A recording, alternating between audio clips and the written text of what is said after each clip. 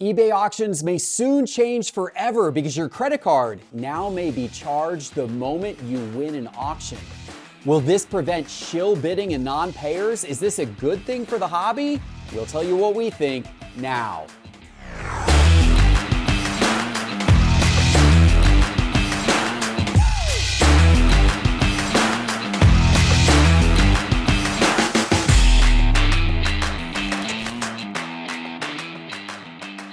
Hello, sports card investors, and welcome to another episode of Cards on the Table. And boy, do we have a big one today because we have some big auction news. Teapot, Doug, there is nothing that I hate more in life than listing an item for sale on eBay, having it go through an eBay auction, being happy with what the item sold for, except I never get paid. I never get paid, so I don't actually get that money. Now I have to list the item again, and then the second time it sells for less because the market has changed.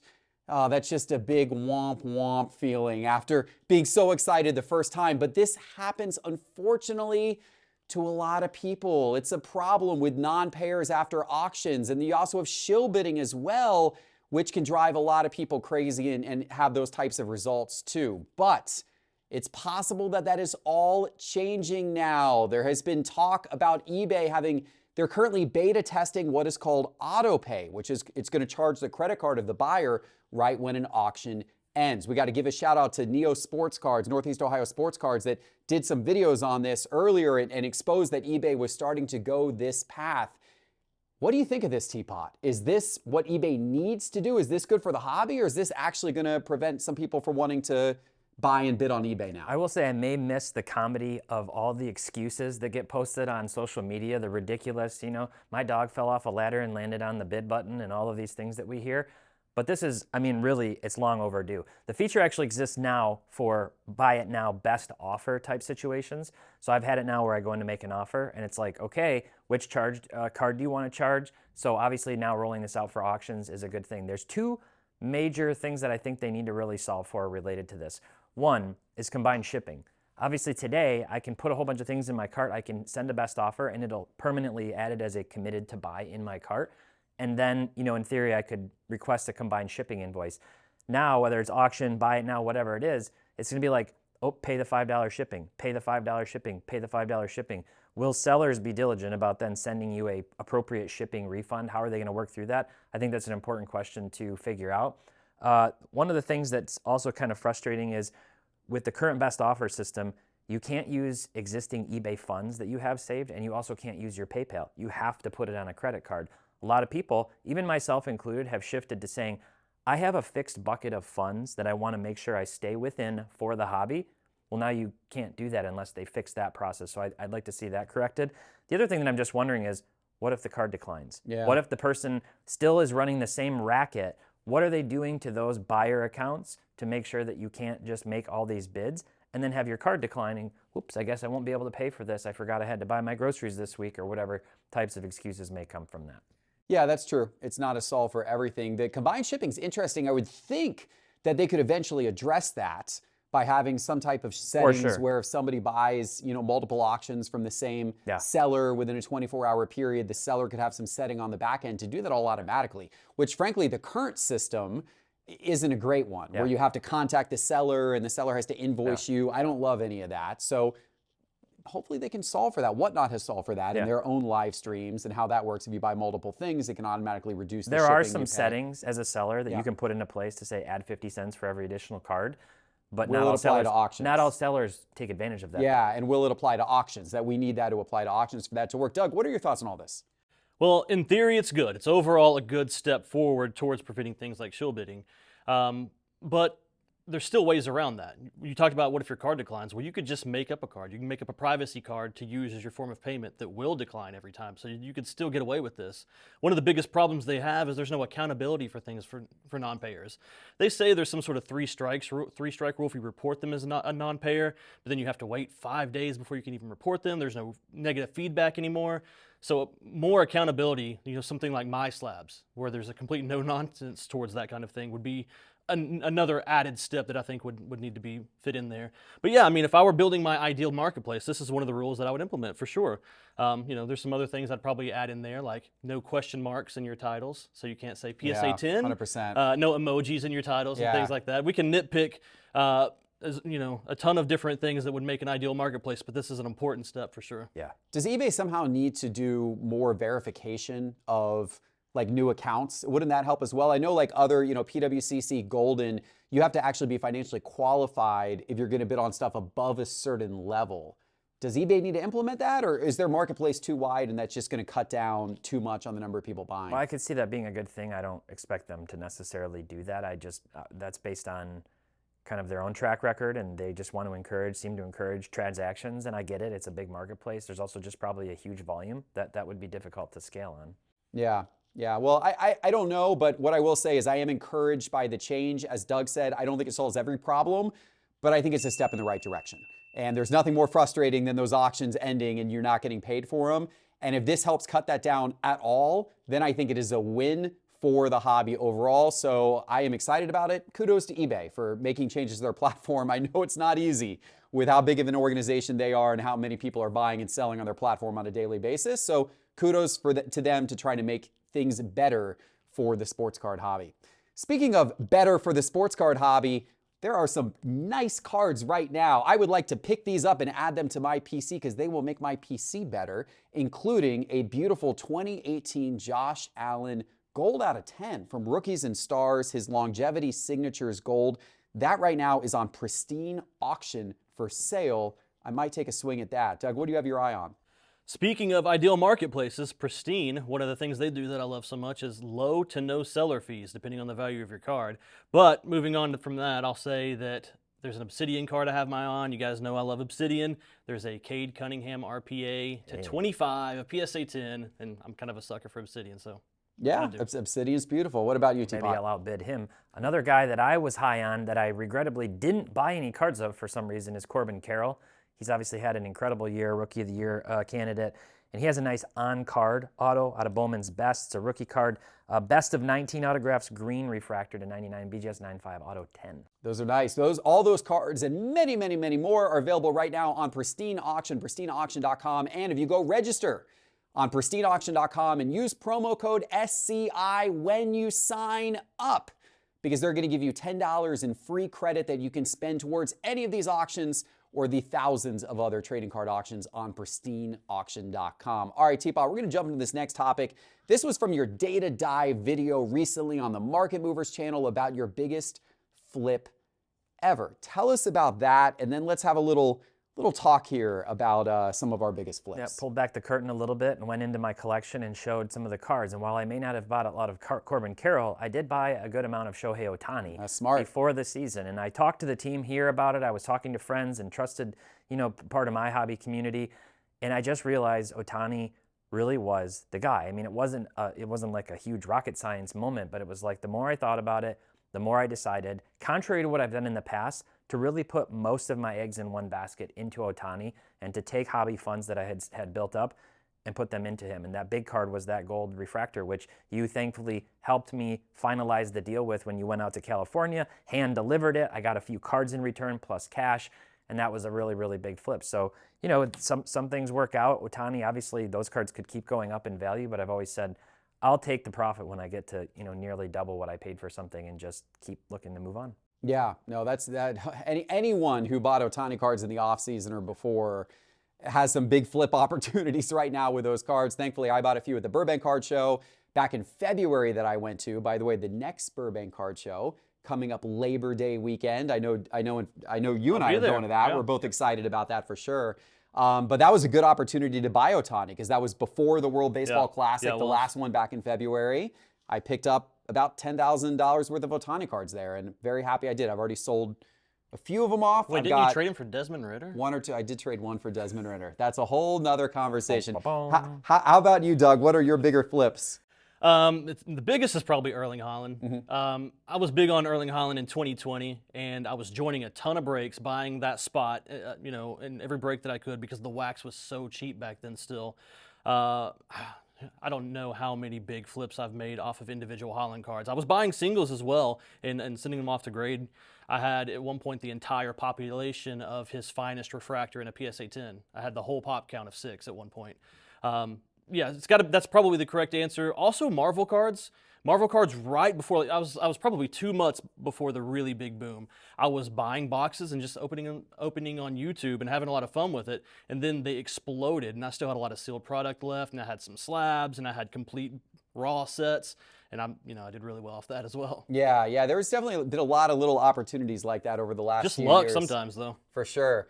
Well, I'm not going to spoil it this Sunday night on the Sports Card Investor channel. I'm going to be talking about a flip that I made at the National, which I made a quick $20,000 on a flip. So you'll have to tune in Sunday night on the Sports Card Investor YouTube to see that. But biggest flips of all time, my mind goes back to I bought one of the Jordan 86 Fleer BGS 95s at the National in 2019, paid $14,000 for it, sold it for $56,000 not too long ago.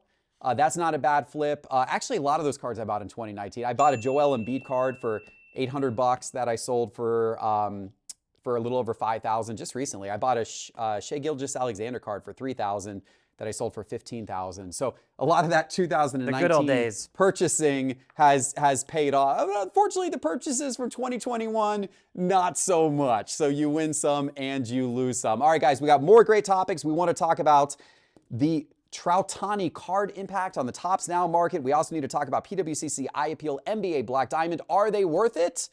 But first, a quick break.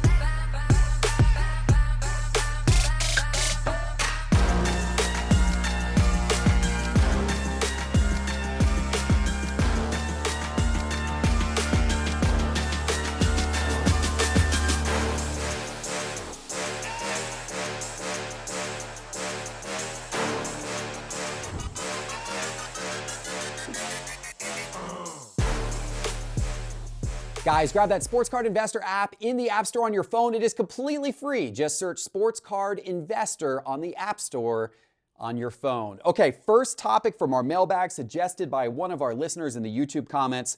They want to know about this Ohtani card that became so crazy popular last week when Mike Trout posted images of that card where Shohei Ohtani striking him out at the end of the World Baseball Classic, but it was signed by Mike Trout, it was signed by Shohei Ohtani, it was slabbed, and he got a copy for himself, as well as for Shohei, as well as for Shohei's interpreter. That caused buzz around that card. Prices shot up. My question for you is not about that card. It is about, do you think that actually causes greater interest in Topps Now in general? There's also Panini Instant, which is Panini's version of this. Do you think Topps Now and Panini Instant could have more of a place in the sports card market in the future?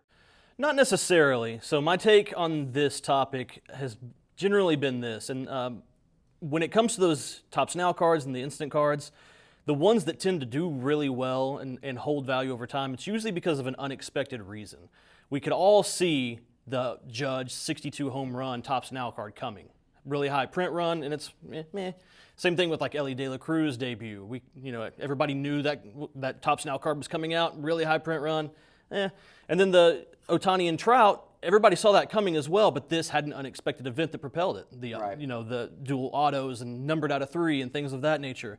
And then you go back and you look at some opportunities like, I'm going to go back to Erling Haaland, right? Erling Haaland has a Topps Now card. It was his first ever hat trick in the Bundesliga, and it's one of his first cards ever in 2019, and there's less than 200 of them printed. And that card is really, really desirable. So it usually has to be something you don't expect and you don't see coming for it to hold up long term. Either an unexpectedly low print run or something like this has to happen to make it that desirable. One nice thing about the Topps Now cards and the Panini Instant cards is they do give the manufacturers the ability to get a card out for somebody who maybe doesn't have a card yet, as Doug was just saying, or respond to some type of event that happens in real time that they wouldn't ordinarily be able to capture in one of their releases. So What are your thoughts on? Are these investable? Do you like these? What are your thoughts? I think it's cool that they can commemorate events. I will say the biggest thing deterring me from buying them is I don't like the way they look. Like the Now logo looks tacky to me. If it was like a foil embossed Now on there, it looked a little classier. I think that'd be really cool. I think it would actually drive the value and the demand of the cards up a little bit more. I have a Miggy that Nick from our team gave me. That's a cool one commemorating, a key event for him. Are they investable? I don't really think so. I think generally these are collector cards. Investable cards are the iconic ones, are the ones that are established by the market, rookie cards, Bowman autos, these types of things that's what everybody goes to. No matter how many thousands of different variations of a card exist for a player, rookie or otherwise, there's specific ones that are always going to be the iconic investable pieces. The rest are, cool collector cards that'll go into PCs. I also kind of just gravitate toward things that at one point were in a pack and randomly pulled by somebody, not just printed out on demand. To that point, though, I'll say one caveat is that Topps now does have serial numbered cards. Yes, so they do. that is They do. sort of the element of pulling something Yes. out of a pack, getting that serial number. Yep, that was smart. Lot of great conversation there. Good conversation, hopefully, about this next one as well, because I got strong opinions about this one. The value of MBA certification, MBA diamonds, PWCC eye appeal. So what this is where if you have a card that's, let's say, graded PSA 10, or it could be in any grade, and there's a company called MBA. They're actually now connected up with PWCC. Mike Baker Authentication is MBA. And he'll actually look at the card, and if he says, like, if you have, like, let's say a PSA 5, and if he's like, this is one of the best PSA 5s out there, it's super clean, he'll give it a sticker. Different levels, silver, gold, black diamond, meaning absolute top grade, top card possible within that grade. So it's almost a grade within a grade. PWCC eye appeal, same type of idea, but more from the standpoint of how does this card look visually. Particularly helpful, in my opinion, when it comes to vintage cards, because as we know, not every SGC3 is alike, and sometimes you find an SGC3 with really great registration and really great color, and it looks beautiful, and then you find the exact same card in an SGC3 where the registration's off, the color's off, and so this kind of helps try to determine between that. But do you think these things are really important when it comes to the market, when it comes to pricing, when it comes to investing in cards? Do you look for this stuff, Teapot? No, I'm going to take vintage and put it here, because I think that's a totally separate beast. And the eye appeal thing makes sense on that. I kind of get that. At the same time, if you're buying a vintage card, you're the one making the judgment about eye appeal. It shouldn't be some other authority. Here's where I take issue with this. We already have this artificial scarcity of grading to where you and I can send cards off that we inspected thoroughly and saw nothing wrong with, and somebody decided subjectively that there was something wrong that we don't even know what it is. That can be the difference of thousands or tens of thousands or hundreds of thousands of dollars in price for the card that otherwise looks the same to you and I. Now they're saying, I'm going to take your already slabbed card in a slab that might have scratches and other things and make another determination about the quality of the card, and that to me makes no sense. I don't really understand how at the National, PSA, and Beckett we're evaluating cards in slabs and then saying, we'll cross this or we'll regrade it. Somebody walked up to our booth who had a BGS 9.5 Albert Pujols SP Future Watch rookie card that was a BGS 9.5 since 2002. He brought it to Beckett. They reviewed it and said, we'll crack this and put it into a black label for you. How did they do that? If a black label is supposed to be like this, perfect, how can you possibly evaluate the surface with all confidence to say this is a black label? So to me, slapping a thing on here, the other problem is, no disrespect to Mike Baker, who's holding him accountable to this? How do we know that there's not some kind of dare I say, hanky-panky going on, There's no pop reports, there's no, you're on the hook for doing this. If I'm paying extra for that, I think it's silly. If I'm a seller, maybe I understand doing it. I don't know. Okay, all right. I disagree, but we'll get into that in a second. What do you think, Doug? My statements that I typed in here almost mirror Teapot's. It does nothing for me personally. It's completely irrelevant on ultra modern. But the older the card is, the more important something like that might become. But when a card is already slabbed, we've already decided, either as the person buying that number grade or as the person who sent that off in the first place, we've already decided to trust the judgment of that particular grading company. I don't need somebody else to grade the grader's grade. At that point, I'm just sort of defeating that purpose, right?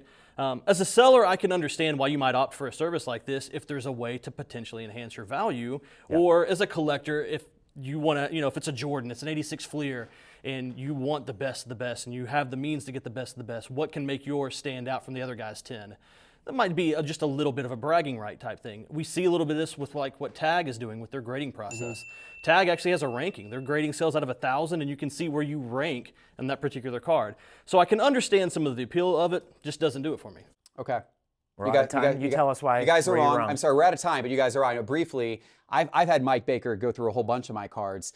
I think it's very important for important cards. Nothing could be more important than the 1986 Fleer Michael Jordan PSA 10. It's vintage. Well, kind of. Not all PSA 10s are created equal. There is and if you look at a bunch of the Jordans, for sure, there's a huge difference between the centering and just the overall eye appeal of certain Jordan 10s versus other Jordan 10s. I think, and by the way, the market agrees, because if you look at some of those types of cards, what a gold diamond MBA or what a PWCC eye appeal of a good rating will get compared to one that doesn't have the sticker, there is a difference. There's a noticeable difference sometimes in the secondary market. But I agree with you, this is more for the iconic cards. It's certainly for vintage, and it is for more of the iconic cards throughout time. It's probably not for a 2021 Prism. It's not going to make that much of a difference, I don't think, for sure. But anyway, good discussion for sure. We appreciate your questions. Leave us your questions for next week's episode in the YouTube comments right now. And go download that free Sports Card Investor app. If you already have it on your phone, give it a try. If you haven't got in for a while, see what's new. It now features 2 million cards or thereabouts. So check it out. Give us a like and subscribe. We'll see you soon for the next episode. Take care.